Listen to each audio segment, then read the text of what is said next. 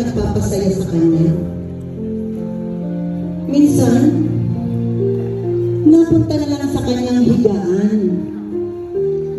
Napunta siya sa higaan. Napunta na siya sa higaan. Inabot na lang ang antok sa sobrang pagod ng paglalaro. Pero, sumari ba?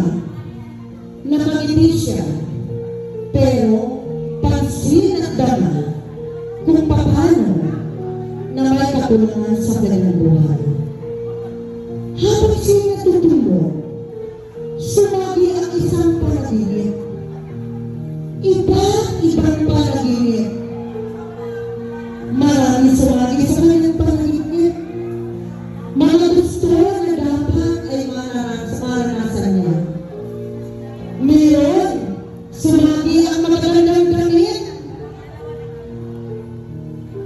Ngunit, wari ko ba?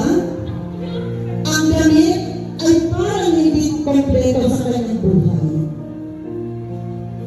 Napahilig siya sa kanyang panaginip. Siya di napakali. Sumagi ang sapatos. Ngunit, wari, hindi pa rin siya nagiging masaya kung ito nga ba ay para sa kanya. Sumagi sa kanyang panaginip ang maraming pagkain. Siguro nga sala siya sa pagkain. Ngunit, parang hindi nabatir na ito ang kumpleto sa kanyang buhay bilang isang pastor. Andiyan ang mga laruan. Ang mga laruan, iba't-ibang laruan makukulay. May baliga, may bola, pero napailing ang kanyang sarili sa panaginip niya.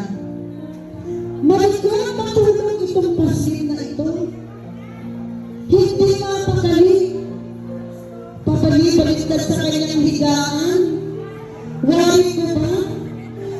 Hindi alam ano nga ba nagpapasaya sa kanyang buhay. Ligalig na galit sa kanyang pagtulog.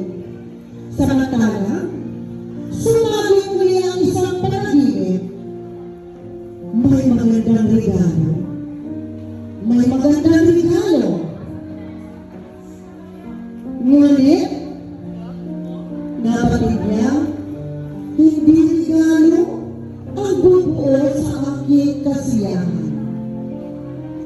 Napaigtad na naman siya sa kanyang pagtulog. Ang likod-likod ng pasin na natutulog, ano nga bang kakulangan niya?